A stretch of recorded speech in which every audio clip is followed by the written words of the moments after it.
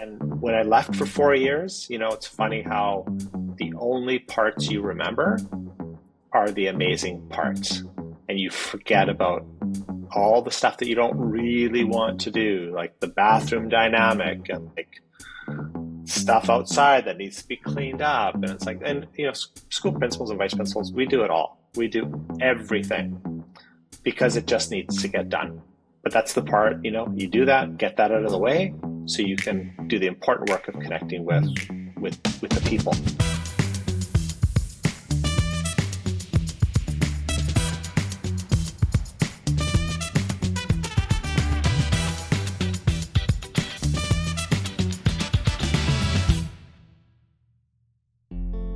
What does it take to build a school where both kids and adults want to be, where joy and flourishing aren't a bonus, but the foundation?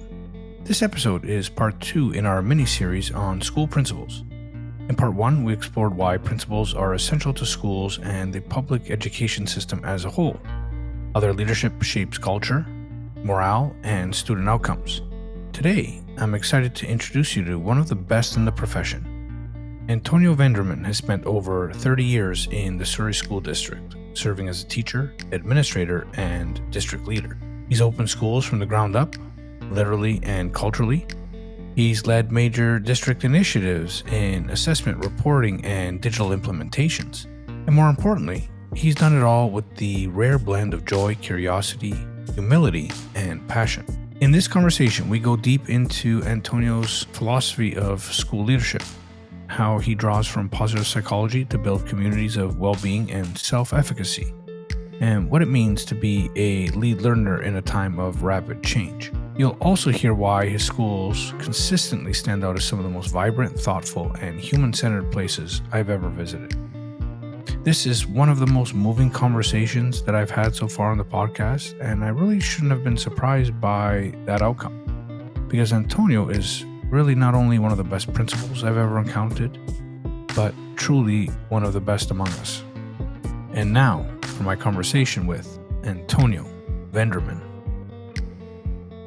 Okay, Antonio Vendramin, thank you for joining me on the Education Matters podcast. Where does this podcast find you today? Well, it finds me in the Surrey School District, just outside of Vancouver. And each year is a journey, and with lots of questions and lots of things to be excited about, and this year is no different.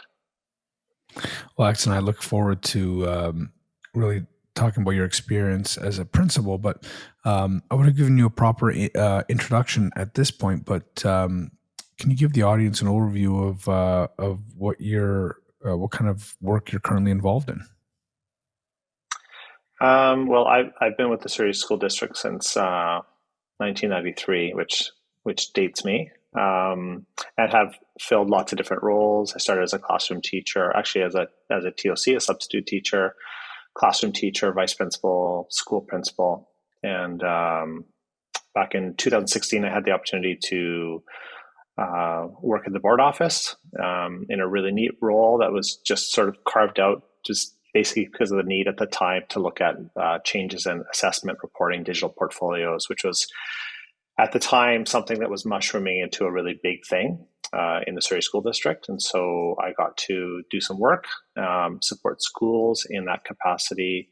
It was a great experience. Like we have 130 plus schools in the Surrey School District.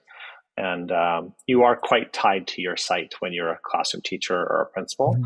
And so over the course of that year, that's how I met you, through one of our partnerships, and got to meet lots of different people. I got to go to about 80 of our 130 schools, which I thought was pretty good, to do things like leading professional development and supporting principals in the complex work that they do. But the calling was always back to the school with students and teachers and parents. And so we are a district that is growing at a rate. It used to be 1,000 students a year. Now it's ballooned up to 2,500. Wow. So it would probably take us, just to keep pace with that, would take a high school, probably in a couple of elementary schools, just to keep pace with the growth. So I think we're like a lot of growing jurisdictions. We're just catching up. And so there's there's definitely some pain that comes along with that. But the really good thing about it is it gives opportunities to do what I got to do, which is open a brand new school from the ground up. And people often ask how I got tied to this project. And so back in I think it was 2018, and it might have actually been at one of our sessions together where we were at the board office and we're flying drones around, and our superintendent at the time, Jordan Tinney, just was, a kid at heart, loved to just get involved and play with things. So next thing you know, he's flying this drone across the. I do remember that well. Do you remember that? And so from that, just innocently, he said, it'd be really neat if we could do, get some drone footage and show parents where all these new schools are being built. And so at the time, there were, I think, four new elementary schools and one secondary school that were sort of in queue to be built. And so I kind of took that as a,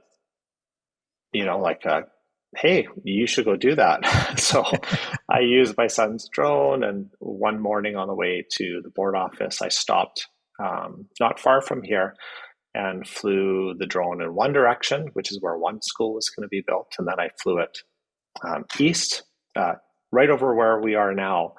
And strangely, Jason, this might sound kind of corny, but it was on that day that something just connected me to this place. And I just thought, that's been something I've wanted to do for a long time, is to, build a school from the ground up physically, but then also, culturally. And so I would just stop in here on the way home from the board office, and I would take pictures. And I started the first Twitter account, even though I wasn't yet attached to the school. And just that excitement, I just saw myself here. And so it's been. I definitely want to dive into that fully.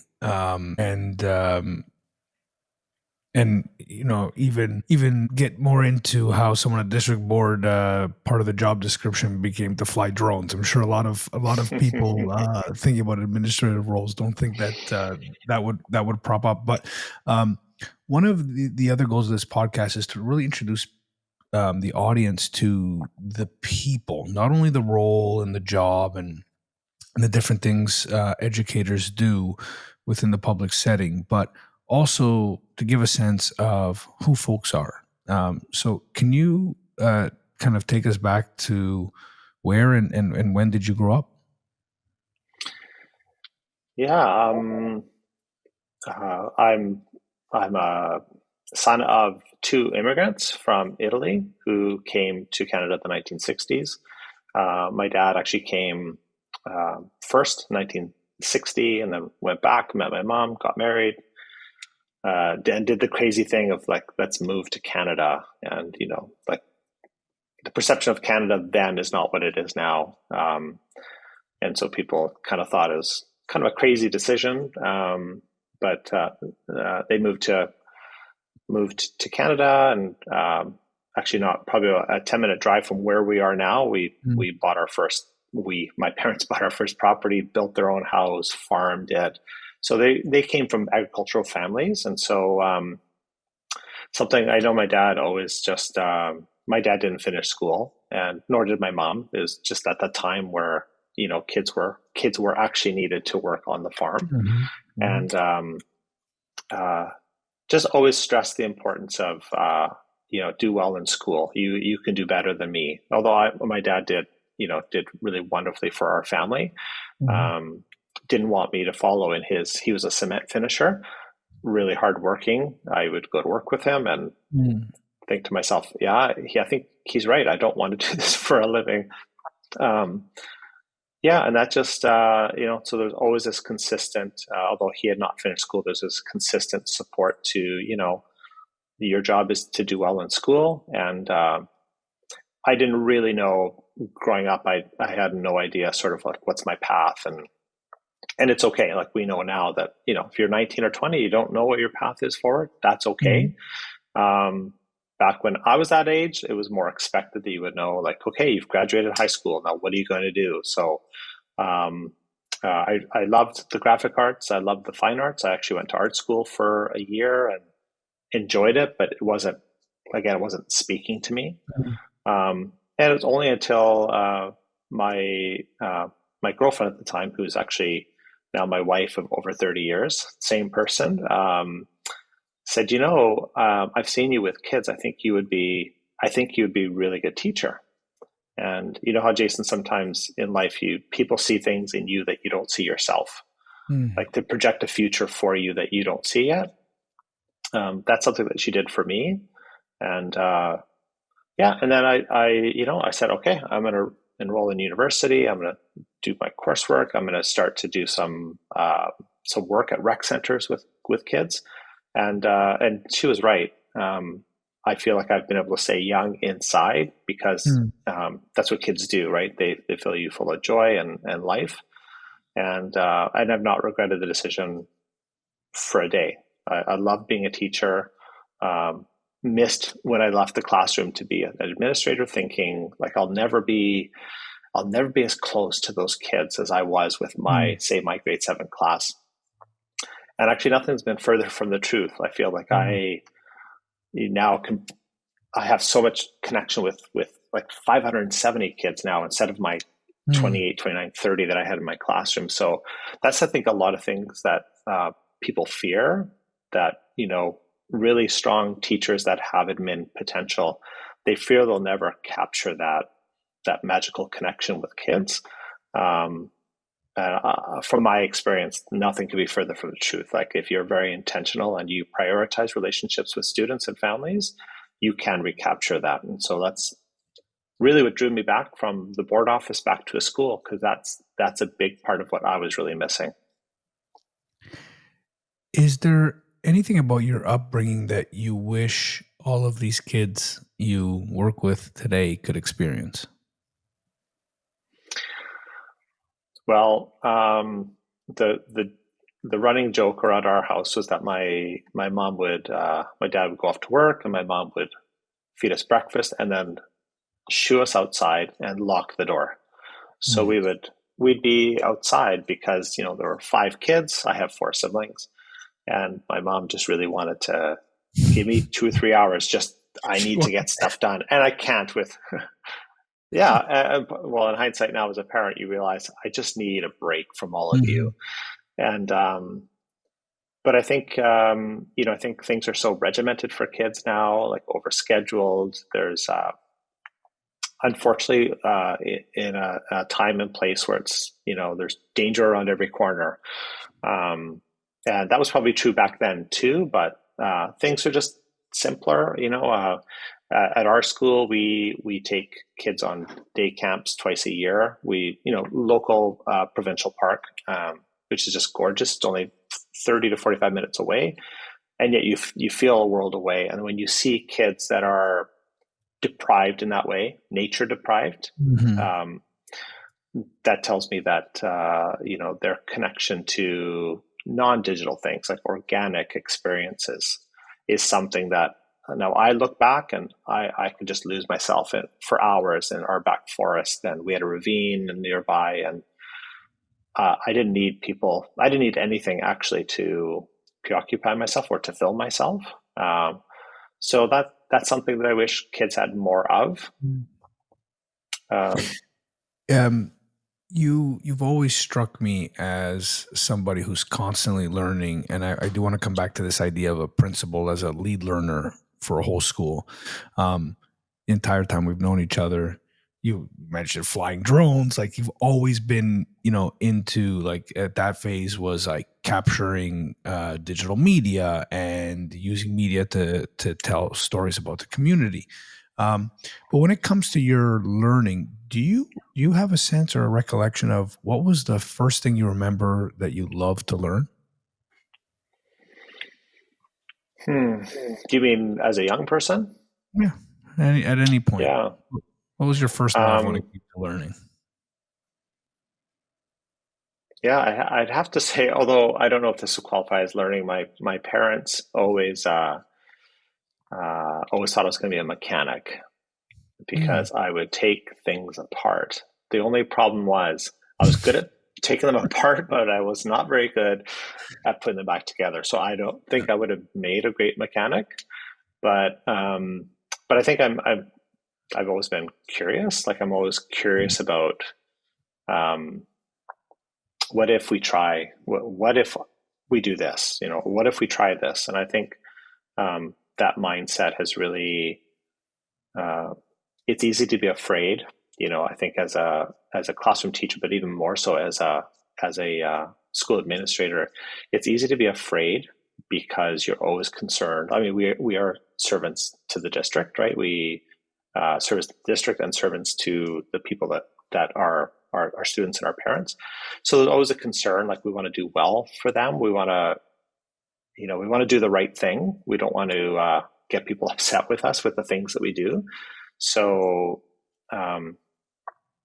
I think that's really been important, to be open-minded to kind of evolve, but at the same time understand that change is difficult, and change just for the sake of change is not it's not a good place to be. Like I think whenever we make a change in what we're doing in terms of how we run our school or why we do what we do, I think if you can always back that up with the why, parents will be like, okay, like, I'm okay to go along with this because I understand why schools are doing that.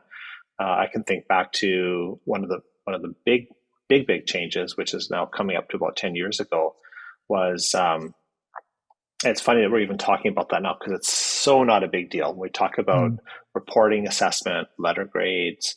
The wave began about 10 years ago when we started to ask, and again, it was Jordan, I think, that just said, we were at principal's meeting and he said, what if I told you didn't have to, teachers didn't have to give letter grades? And he just floated that question. And that's how it started. And I went back to my school and I said, what would I tell you if I told you didn't have to, when you communicated with the parents about student learning, that you didn't have to give letter grades? How would you feel about that? And overwhelmingly people, and I know that I struggled with that too, is that an A? Is that a B? Can I justify that? Can I move beyond? No, and now does it matter? What does it actually say? Mm-hmm. And so, there's been a lot of reflecting on that over the last 10 years. And then looking at, backing that up with research and extrinsic motivation and pointing back to examples, my own examples of how there were some kids that were just so tied up in what the summative assessment was, like how many A's, hearing stories about kids coming and saying, I get X number of dollars for every A and X number of dollars for every B. And I'm thinking, all the research tells us that, extrinsic motivation long-term does not benefit us and does not benefit student learning. So, that was, it doesn't seem like a big thing now because, now we're looking at grade lists up to grade 9 in BC. And we're now just beginning to have that conversation in grade, say, 10, 11, 12 about what does good assessment look like beyond 84% and it's an A. Mm-hmm. Can we tell parents more about what their kids are learning? So I think that open-mindedness, I think I've always been, even when I was young, just sort of like, well, what would happen if we tried this? Sometimes it gets you into trouble, but I think a certain amount of that is really important to keep evolving as a person. And then for our school, to ask, well, what would happen if we did this differently? Because we have that opportunity. It's not a reset button. We're starting here all together, brand new school, brand new culture, brand new community. And so that gave us the license to be open-minded and to say, what if rather than the yeah, but. So without prefacing this question too much, I was blown away the very first time I met you. It was on a school visit. I brought maybe half a dozen or a dozen administrators from across Canada, and was blown away at your school, and the kind of learning I saw just looks so different from other schools. So what would you say the best classrooms look like, sound like, and feel like? Um, that's, Jason, when I go into a classroom and I try to normalize that here, it's not, I hate to say it's not normal because you can tell teachers from their expression when you walk in the door, is this something that they've been used to? Where a school administrator just kind of walks in and sits down beside a group of students and just wants you to just continue with the lesson. And it's hard to do, like it's easy for me to say. But when you feel like your supervisor walks through the door for no apparent reason other than just to experience the learning. So for me, it's that level of engagement. Rooms sometimes, from my experience in visiting those 80 schools, rooms can be really quiet. And I think that might say something. So it's that curiosity, like, why is it so quiet in here? It could be that, you've got a whole bunch of kids so engaged, they're actually in flow state right now, but they don't actually even know that you're in the room. Or it could be so quiet because the kids are just sort of like on edge because how a teacher might react. So I think I just enter with curiosity and engagement. And when we opened the school, we threw some really big words out. One was well-being, student well-being, teacher well-being. And the other, which was really, really important to me, was joy. And so I think I'm pretty good at being able to tell, like, are you engaged? Do you know what you're doing and why? And are you enjoying what you're doing? And so I think looking through that lens, that's always what I'm looking for. And it's usually pretty easy. If you're in classrooms, in and out of classrooms a lot, it's pretty easy to tell, kids are enjoying this, they're engaged, they understand why they're learning it. And so I think I just challenge people to, create the sort of environments, classroom environments that they would want to be part of as well as an adult. And I think that's a good filter to put on it, because nobody wants to sit in the classroom and be talked at for 30 minutes, or to do tasks and we've all been asked to do tasks and we just look at it and go like, why am I doing this? Like, I don't see the value. And so we talk a lot about meaning and purpose at Madaw, especially being part of what we'll talk about later, perhaps, is the wellness theory of PERMA, which is something that has sort of just has become a cornerstone of everything that we do here. And it's derived from the research within positive psychology, that if you can drive people to understand what they're doing and why, that is half the battle. So can you paint a picture for the audience as to what, a joyful classroom looks like? Or even better, give us some examples of the most joyous classrooms you've seen. Well, I would say, Jason, that the classrooms that are most obvious are ones where they actually don't notice that you come into the room. There are rooms that will sometimes, from my experience, that you walk in and everything stops. And so I would say I'm not that important. Like, I'm not that important to stop meaningful learning.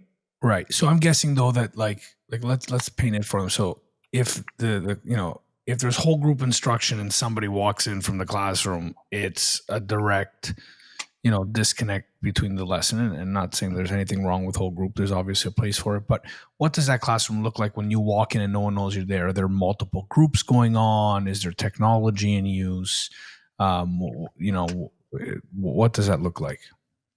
Well, a part of learning by design, which is, Surrey's philosophy for education, calls for there to be flexible structures, right? So I really enjoy when I go into a class and I see that there are people that like to work on their own. There are people that prefer to make strategic choices of who they work with.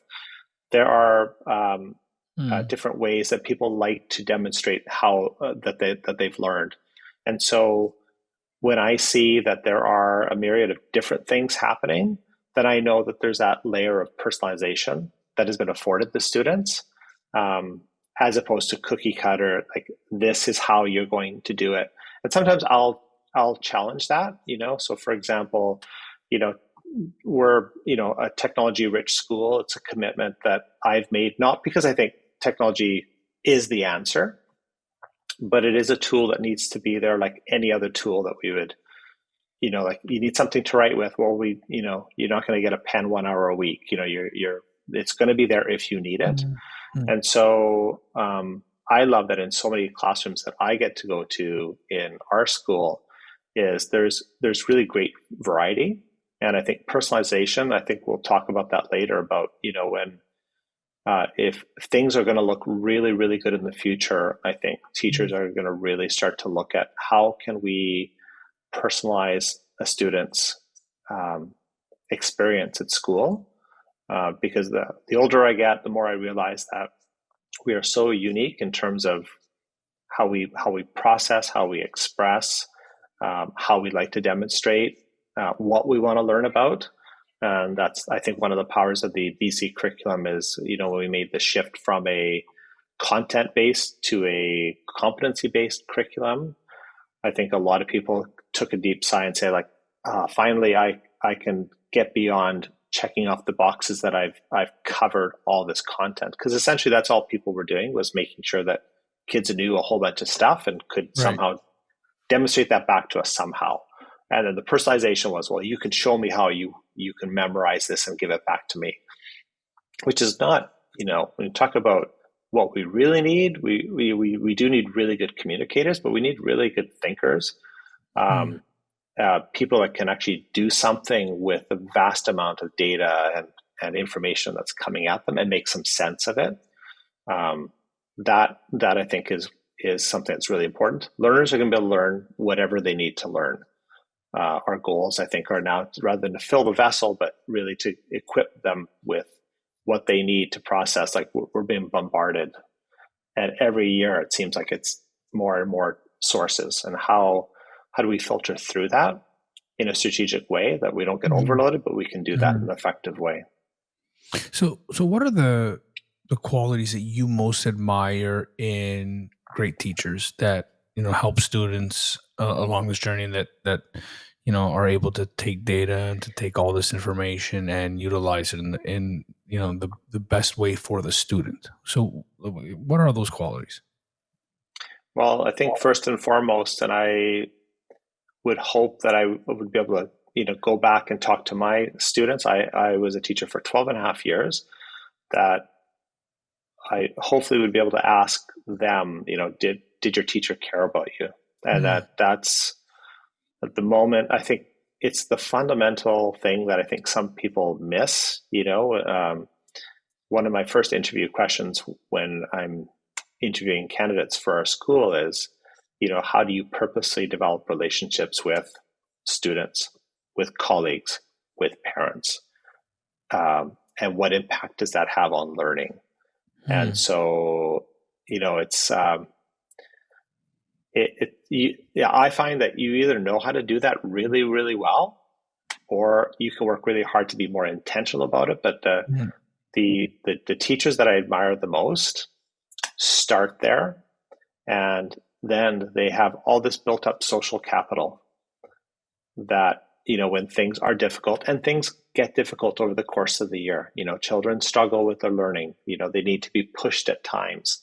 But I'm a firm believer, and I think it's the same thing for staff and me.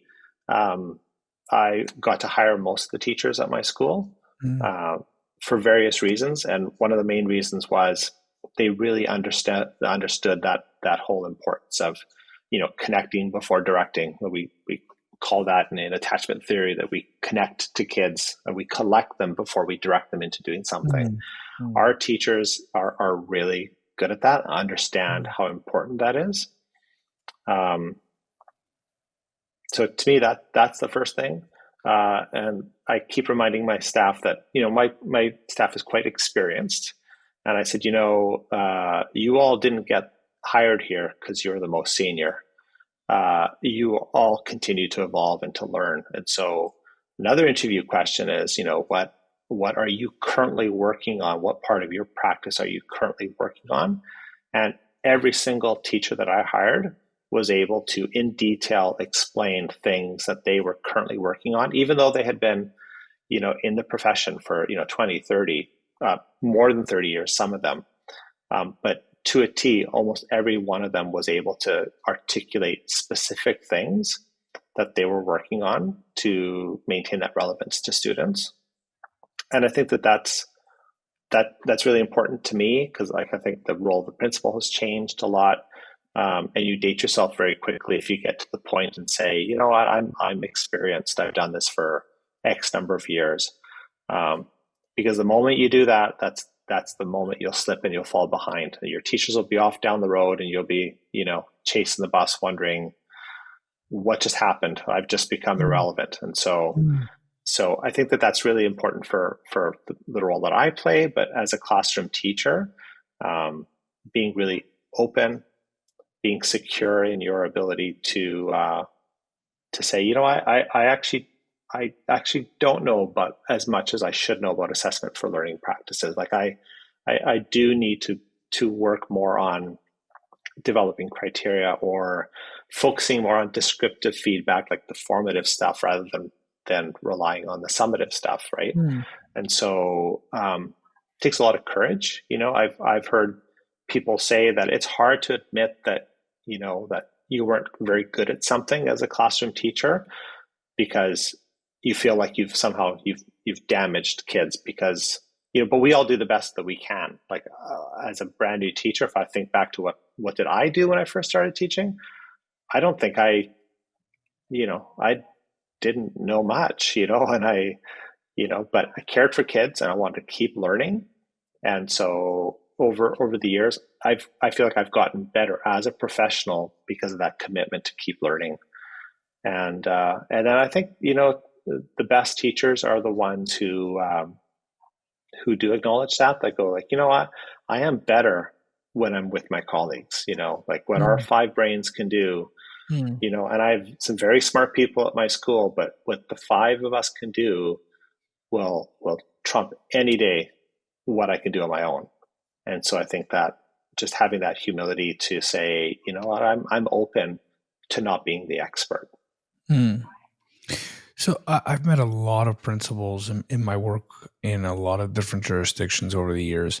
And few strike me to love the job as much as you love the job. Like you went from being you went from being a principal to a really cool, in my opinion, district role where you were involved in a lot of, especially at the time with the new curriculum coming out. And as you mentioned already, the expanding district. So you're involved in a lot of really cool work. But then you left that work to come back and be a school principal. What is it that you love about the role so much? It's just fun. Like I say that with all honesty. I mean, there are tough days for sure, Jason. Talk to any vice principal or principal. There are tough days where you're doing things that you don't really want to do. Like you're filling roles of, just doing things you don't want to do. But all that gets erased when I'll just give you an example.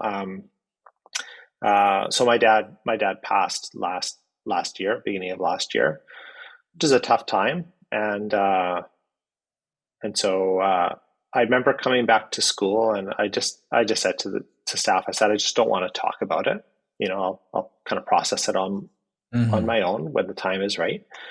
And but going back to school brought me joy. It brought me it filled my heart where maybe my heart was deflated a bit. I go to school and it fills it. And I remember walking into a grade 1-2 classroom, and two girls came, and I sat there all at the carpet, and I sat on one of the small chairs there. And two of them came over. One put her arm around me, and the other held my hand. And they looked at me and they said, we're really sorry about your dad. And it was just genuine care. Like it was just, these are 6-year-old children that get it, that get that you know, so, and I just, that's just one example. Mhm. But That's beautiful. It's very yeah, beautiful. it That's was a very beautiful beautiful. moment. And I just thought, I just can't. And they did it like they weren't children. They came to me like two Yeah. adult friends and just, wrapped around and saw that there was hurting there, and I cared enough to do that. And so, I try to coach every year. So I coach because nobody else wants to do the boys basketball. I coach basketball because I love it. You know, Yeah. I go into classrooms and I play with children because I get to play, and I get paid to go and interact and play with children. Mm. And so, and when there's a soccer game outside and I'm doing supervision, I'm going to jump in and play because adults need to play, right? I Yeah. think that's we get to be adults and we think everything is so serious. And there's definitely times where I do have to be serious. Mhm. But if I don't have to be serious, like I'm around 500, almost 600 children, it's okay to act like it's okay to have fun, Mm. because I think that is, a real focus at our school. And I hope that all principals and vice principals look at it as, you can contribute to the joy that people experience at your site. And I know people talk about that sometimes about, there's a shortage of people that want to be administrators. And I'll be honest with you, sometimes I would look at, whatever was happening with a school principal, and I'm like, that doesn't look like a lot of fun. Yeah. An irate parent or a disagreement with a staff member, or when when things go sideways behavior wise with a student, those aren't the fun things, right? So I think it's really important that people see that, yeah, there are challenging parts of our job, but there's some really amazing parts, amazing parts. And when I left for 4 years, it's funny how the only parts you remember Mhm. are the amazing parts, Mhm. and you forget about all the stuff that you don't really want to do, like the bathroom dynamic and like stuff outside that needs to be cleaned up. And it's like, and Right. school principals and vice principals, we do it all. We do Mhm. everything because it just needs to get done. And but that's the part, you do that, get that out of the way, so you can do the important work of connecting with Mhm. with the people, right? And that's the thing that fills me the most. Well, you also earlier described this calling as you were doing drone footage to communicate to the community about the new schools, this calling that you felt to be part of opening a school. I think that's something that not a lot of folks reflect on enough, because I think it was really interesting, your journey. What was it? What was it like to open a new school? Well, Jason, I think it's actually quite strange. When I first became an administrator, um, there was a call out. So via email, district will send something out to all the administrators saying, "Oh, we're opening this school. It's in this area. It's opening at this time. If you're interested, you could send us an expression of interest, right?" And so that was way back in 2006, and I just thought to myself, you know, that would be an amazing experience, because I love to see growth. I love to build things. Like I think principals at their heart love to see things grow and love to see things, maybe not physically, like if you're going to a school that's existing already, you can build in different ways. But this was literally the physical building of the school, the building of the community, the building of the staff, the building of our philosophy for learning. I've always I've always enjoyed that. And so that sort of laid dormant for years and years and years. And there was a period where there wasn't a lot of growth in the Surrey School District. They weren't building lots of schools. And then all of a sudden there was this uptick, very, very quick uptick. And the timing was just right. I had been a principal at two schools. I'd done the district work, and it was all coming full circle.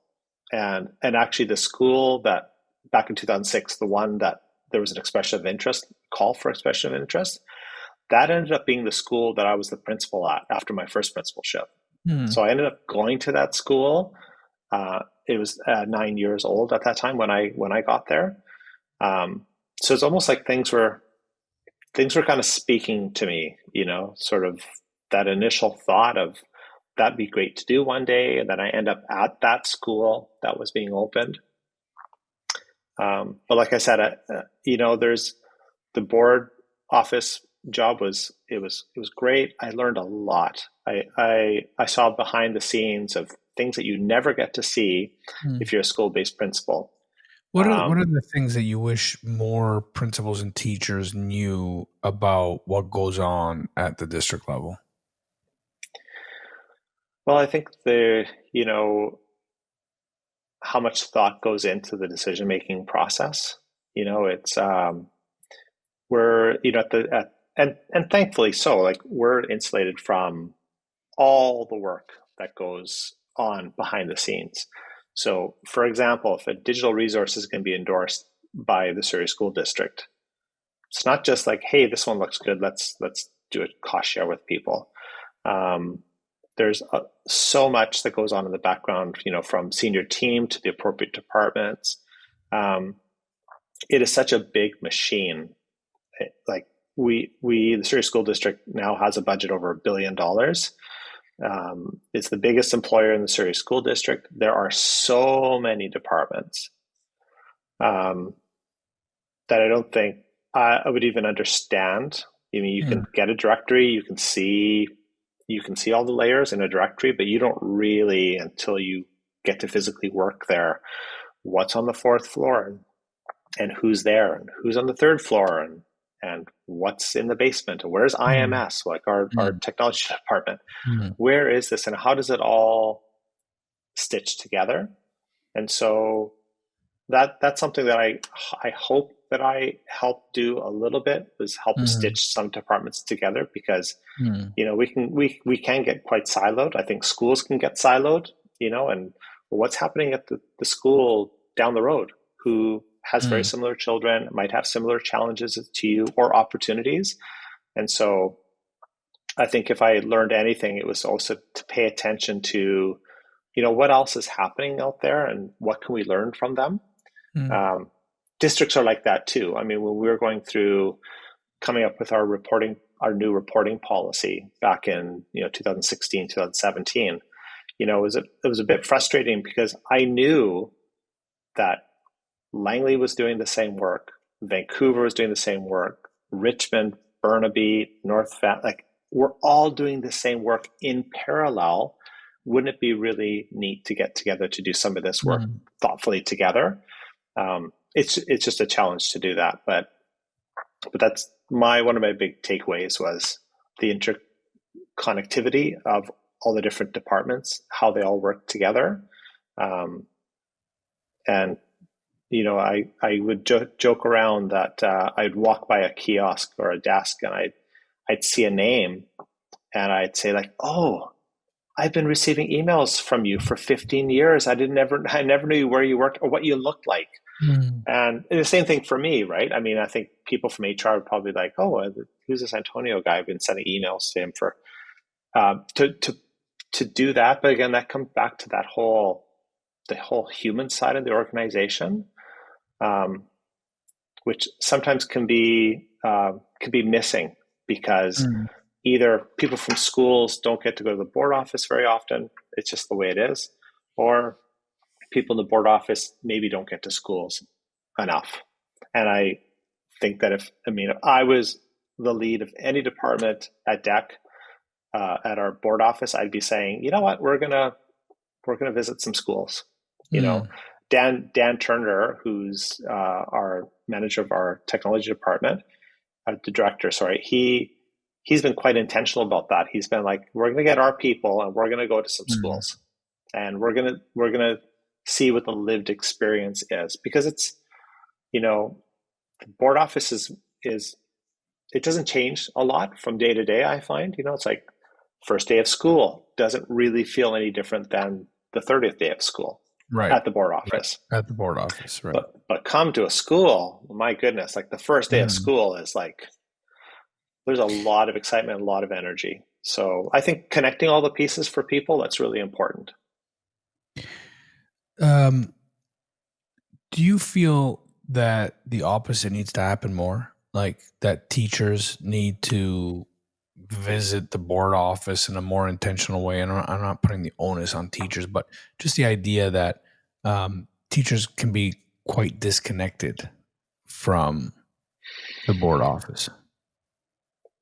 Yeah, I think it goes both ways, Jason. I think it's, it's easier to get departments into schools, to be honest with you, than get Mhm. teachers out of classrooms. But Right. there's just this, we would just joke around about, we say the district did this, but people don't really know what they're talking about. Like Mm. the district. Well, who are you talking about? Like, It's like the you know, empire. that it's like what's behind the black curtain. Yeah. It's Yeah. Yeah. so, but it's just because people don't know, right? Mhm. And so for me, that was a really valuable experience to see how everything is connected and how many different departments there are, just how big of a machine it is, and also to have gratitude because compared to some other districts, and I can speak to some neighboring districts because I know people that work in them, but Surrey is sometimes it could be like we don't have enough classrooms. There's too many Mhm. portables. There's not enough EA time. There's not enough this and not enough that. There's a teacher shortage. But Surrey, I have to say, is faring as well as we can because it is a really great district to work with. Teachers, I feel, are quite supportive in terms of you know technology access, professional development access. I mean, there's so much professional development Mhm. opportunities in Surrey School District, as much as you would want. Um, it's just now a point of how do we make that easier? Like if you live 45 minutes from the board office, are you going to drive 45 minutes to the board Mhm. office and then drive back home after you've spent a long day Yeah. at You're school right. working hard with Yeah. children? How do we look at different models? Like online models or even having offsite things where we're going to do the same workshop or we're going to do it in the South Surrey. It Mhm. literally is a 45-minute to an hour drive to get to South Yeah. Surrey at that time of day. So it's difficult to criticize people for not accessing professional development. Mhm. So they're there. I just think that we need to always think through the lens of what is that teacher's experience. They live in South Surrey, they teach in South Surrey, they're going to come to North Surrey, go to professional development day, and then drive back down. So it's just those are all things that we need to think about. We need to be mindful about, what are the opportunities, but also what are some of the roadblocks. Yeah.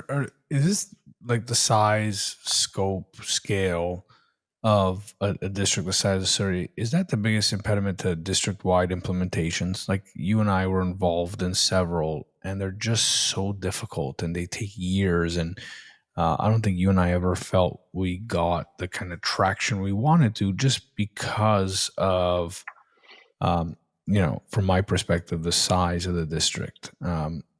Anything else stand out as to what makes district-wide implementation so difficult? And you can say I would, yeah, implementations or district-wide changes, right? yeah. Um, well, I think it's always time. So can you exert enough influence and pressure over enough time? Like I Mm, think back to probably our one of our biggest initiatives would be the use of digital portfolios. mhm, Um, and do you have the time and do you have are you committed to making sure you can do that over a long enough period of time and sometimes starting small, right? So I know that we've explored different things like making sure that we start in a very grassroots way. Like, we're not going to force people. mhm, What we're going to say, here's an right, opportunity if you're curious about that, and your school has a team of teachers. And I remember the tool is now gone. The initial digital portfolio tool that we used is now gone. But when it first started, it was just sort of this calling out of an opportunity. Like, mhm. what if you, and sometimes just intriguing people with a question, like, what if you didn't have to write report cards anymore? Can you give folks a sense of how long of a time frame you're talking about? Because I think the audience here is going to be a lot of ed tech folks, a lot of district administrators. Because I think you're bang on about this. But in your view, how much time does, let's take that example of implementing digital portfolios instead of a grade, letter grades and things like that, or doing both, like I know you did for a while.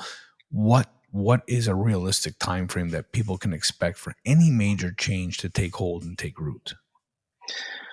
Well, I think each example might be a little bit different, but for us, we were looking at 4, 5, 6 years to get to, and not even to get to full implementation. So Right. when you talk about teacher practice, the thing is there is still professional autonomy, and you do have to offer another option. But to go to a tipping point, and the tipping point is where you start to see more and more people migrate over to, say, for example, a specific tool. Another big initiative for us was the Office 365, Microsoft 365. And being really thought it was such a huge rollout for us. It was, and then I put my principal lens on that and felt like so many of the initiatives we start with teachers.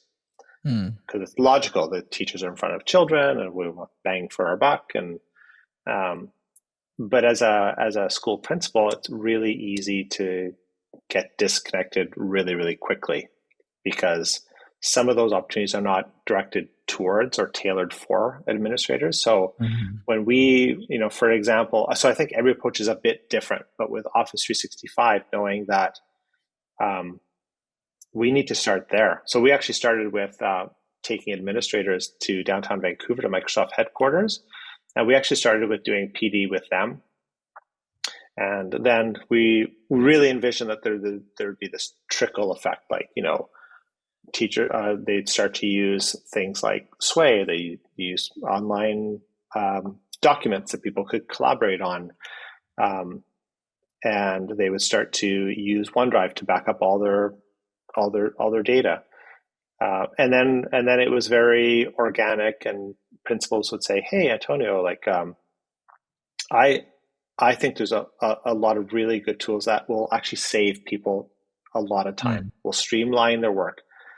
Because if you really want to interest people, the why is really important. And if one of the whys is I can actually make, I can help you do your work more effectively, then that's really important, right? So why do we use digital portfolios? We believe that the descriptive feedback and the vivid examples of learning are better than a typed out paragraph and a letter grade. That's what we believe.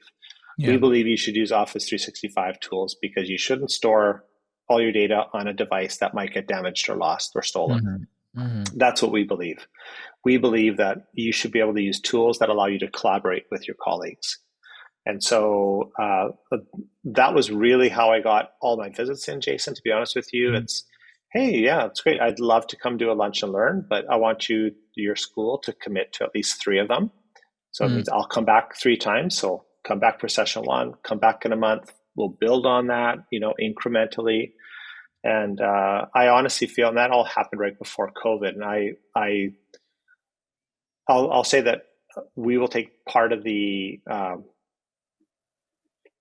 pat on the back when we actually entered, doing blended learning, and oh my goodness, we have to have online meetings, and holy cow. So we had the infrastructure in place. We had enough people that were comfortable enough to be like, okay, I'm not going to jump off a cliff here. I can do this because I've been to some sessions. I understand how these things work. And so thankfully the timing of that worked out where, we could go on to some, and no blended learning is ever going to take the place of like face-to-face instruction, but we're at least able to survive those 2 or 3 months. Well, and let me just kind of recap what I think some of the important things that I'd like the audience to really keep in mind here when it comes to an implementation is you had the why. So you had the communication as to why you were doing the thing that you were doing. You had the community piece. You mentioned the lunch and learns, and I know you and I did, I don't know how many dozens of those we did over the years, right? In a variety of different forms. And I know with me and you was just one initiative, and you did them across a whole variety of different initiatives. And then the time aspect. I think all three of those things should be kept sort of front and center when we're thinking about how to impact change at the grassroots level and all the way up to the district level, right? Because I think all three are kind of underestimated. Somebody thinks that the tool is so great that it's going to implement itself, or that the administrative group that's rolling out the tool or the idea is so powerful in itself that it's only a matter of time before it takes off. But you and the team there at Surrey over the years were definitely the most intentional that I came across, and I think that shows in just the kind of Surrey way and Surrey community that you've all developed. And we talked about, connecting with students and connecting with teachers and parents.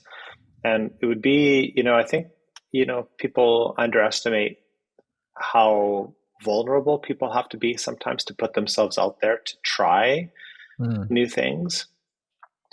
It's a heck of a lot easier if it's safe and I can email Antonio with a question and I will, non-judgmental, get some feedback or get the assistance I need. So the relationship can't be understated. I mean, I just feel how you present yourself, I'm the expert and I know everything. That doesn't go very well with people. There has to be a vulnerability that, this is new for me as well. I will help you with what I know, and I'll probably learn some from you as well. So I think that relationship piece was super important, like developing those. That's why I'm not going to come and do a one-off lunch and learn, because it's not going to stick. But a really great example was a secondary school, and I was warned by the principal, there's, I don't know if you're going to get many people out, but I just went overboard, and every day I'd leave, and I'd leave them a challenge, right? And at the time, I think we were using Flipgrid, which was part of the you can put a prompt there, and then people just post a video response. And so it was really simple. Like, okay, go onto Flipgrid before my next visit and post one thing that you learned that you think you're going to maybe try to implement, either personally, professionally, with your students, whatever. And then I'll randomly draw, and that person will get a laptop. So sometimes you have to, you got to put some skin in the game, and sometimes it's what a teacher's missing sometimes in the classroom. Yeah, they wish they had more devices, right? So a little bit of incentive, right? I think, it's nice. And that group, I ended up going back to that secondary group more than any other secondary group. I think I went back like 4 or 5 times. They kept asking me, and was it for the laptop? I don't care. Maybe it was partially that, but the group started to grow as well. There were people there that didn't come the first day. And so, because there's a relationship there now, it's like not some random person from the board office. Right. It's like, right. So, in those every parent and economist would agree with you in that approach. Incentivize the behavior, and it works. Yeah. So, Antonio, I know we're getting towards the end of our time, but I really do want to ask you, if you look forward into the future of education, what does it look like to you? I think what I see in my current school is sort of a step in that direction. The more and more I'm in schools, the more and more I can tell that kids, and we talked about this a little bit already, really want their learning to be personalized. I think classrooms have always been diverse. Same discussion I have with parents when perhaps their child is in I'll make this up, a grade 6, 7 classroom. And I say, you have kids in that 6, 7 classroom whose abilities will range anywhere from grade 3 to 10, that. And they look at me like, really? And that's the truth. So it might be in reading, writing, it could be or their social emotional development. But your grade 7 classroom is not 30 identical at the same level developmentally children. And so how do you teach a class like that without understanding what their strengths are, what their stretches are, what they're actually genuinely interested in learning about? And I think the best teachers now will be the best teachers 20 years from now. They'll be ones who really know their students well, who make sure that the instruction is tailored to what kids need, and that their student passions are also taken into account. And something that we are working on this year, we've had our student learning plan has been focused around research around positive psychology, and specifically about doing strength inventories. So schools historically have been really good at figuring out what's wrong with a child, like why isn't the child reading at grade level, or why does the child not have number sense? And those are all important things to do. But sometimes we will let go of what are the strengths? Where do the strengths lie? And sometimes they'll lie in places where we're not looking, we're not measuring. Just give you a great example. Last year we had our first talent showcase. It's not a contest. It's just bring your talent, show it off. And honestly, if we had not had that opportunity, there'd be like 30 or 40 kids that I would have no idea that they had strengths in that area.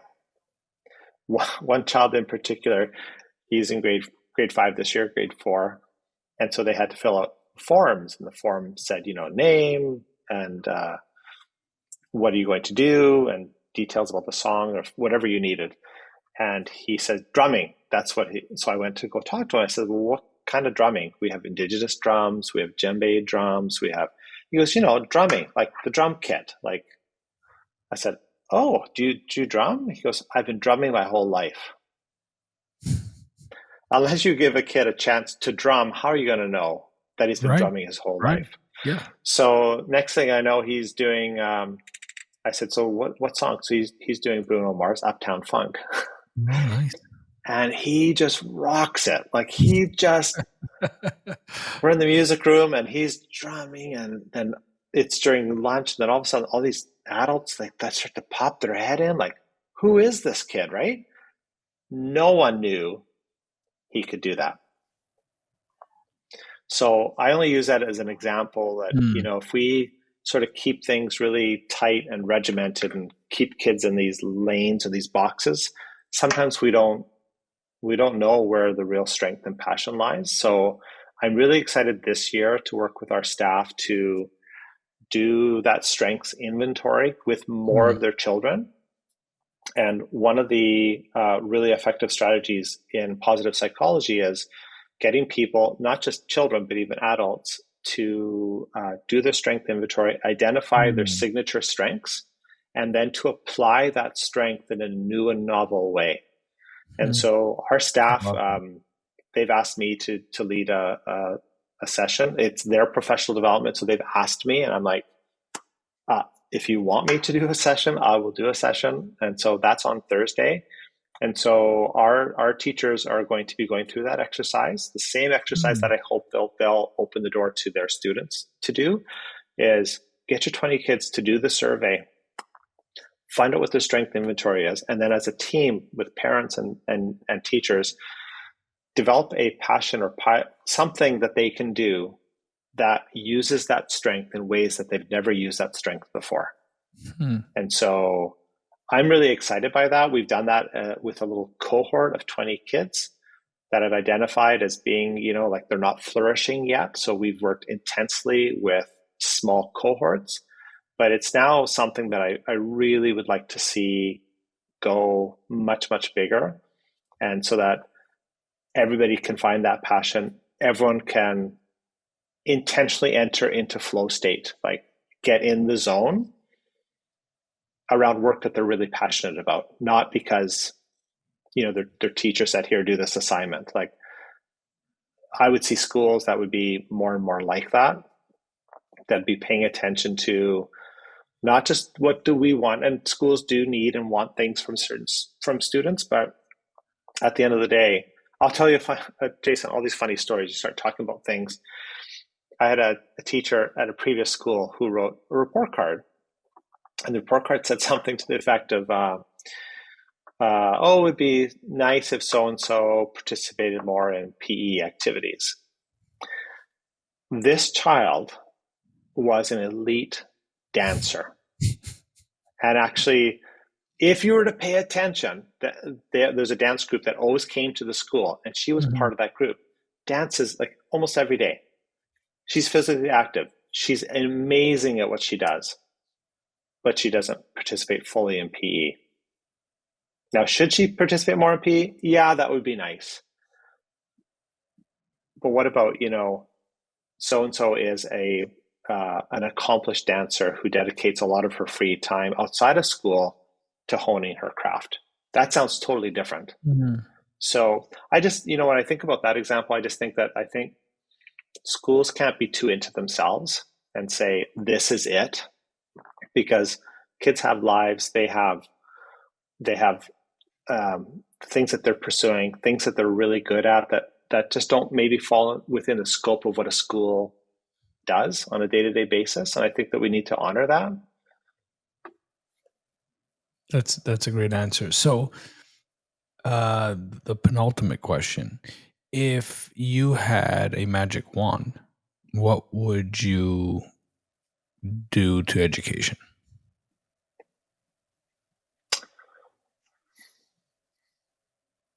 Magic wand. Well, I feel like I had a magic wand And it's all because as a powerful, by school the way. principal, It's all powerful. You can do whatever you want. Yeah. I'm just thinking, like, off the top of my head, the biggest game changer for us here is I got to hire my whole staff. That is a magic wand. You ask a principal, you'd be like, that is a magic wand. Sometimes you can make magic happen. Like the school that you visited me at, one that I was at for just a couple of years, the conditions were right there for 2 new administrators to come in, and within 2 short years to really make some magical things happen. Like sometimes there's just an appetite, and you just add the right ingredients, and the magic happens.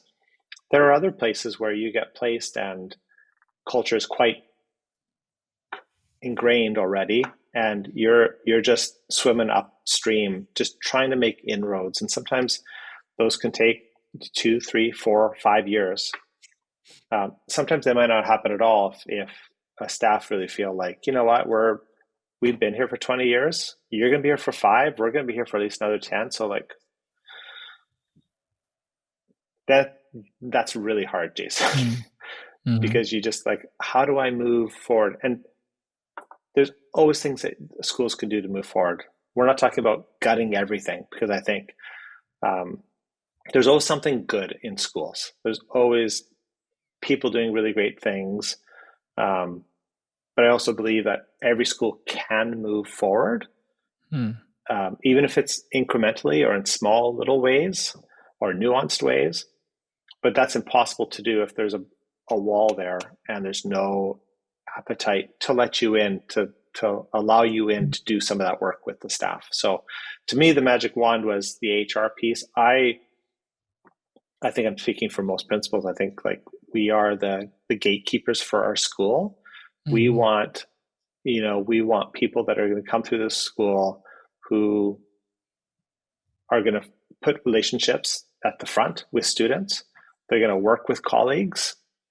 They're going to keep learning, because in this rapidly changing world, if you don't keep learning, you get left behind pretty quickly. So I think that those are all really key ingredients to making sure that a school community is flourishing. Wonderful, my friend. Now, always the last question: what podcast, book, video, movie, album, or any of the above would you recommend to the audience? I am the book Flourish. I think I've read it over and over and over and over again. It's almost my resource guide to helping guide my community.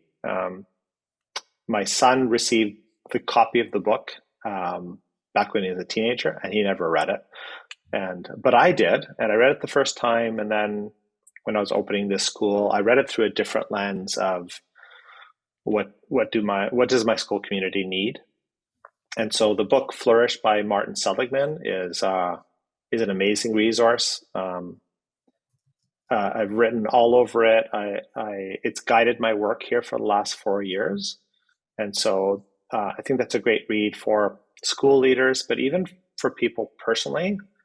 And looking at that acronym of PERMA and how do we intentionally add more of those elements, positive emotions, engagement, relationships, meaning, and accomplishment. How do we embed more of those into our daily lives so that we can flourish, right? Because we all know people that are flourishing, they're just lighting it up. And then we also know people that are struggling, right? And so when you look at people that are struggling, quite often you can point to some of those letters in that acronym that aren't there, that they're missing, that they need to build more into. And then I watch anything documentary I find really interesting. And one of my favorite podcasts still is, it's an old one, it's been around for a long time, is Radio Lab.